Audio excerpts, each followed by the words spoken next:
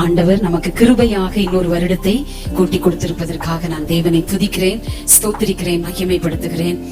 நின்று போக வேண்டிய என் இருதயம் அவரால் மட்டுமே துடிக்கிறது. அதுதான் கிருபை. ஒரு துருத்தி நீரை கேட்டவனுக்கு ஒரு துறவையே கொடுத்தவர் நம்முடைய தேவன். அவர் கிருபை உள்ளவர். நான் அவருக்காக வைராக்கியமாய் நிற்கும் ஒவ்வொரு சந்தர்ப்பத்திலும் பெருமையாக சொல்வார், அவன் அவள் என்னுடைய பிள்ளை என்று. ஹல்லேலூயா, ஆமென்.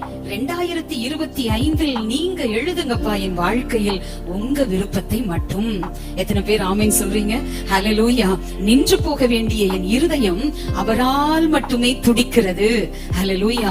எத்தனையோ பிரச்சனைகள், எத்தனையோ வியாதிகள், எத்தனையோ கஷ்டங்கள், எத்தனையோ துக்கங்கள், போராட்டங்கள்ல முடிஞ்சிருந்தா என்ன இருந்திருக்கும்? முடிச்சிருப்போம், அவ்வளவுதான். ஆனா இன்றைக்கு நம்முடைய இருதயம் துடிக்குதுன்னா அதுக்கு காரணம் யாருங்க? அப்பாதான், கிருபைதான். ஆமென்.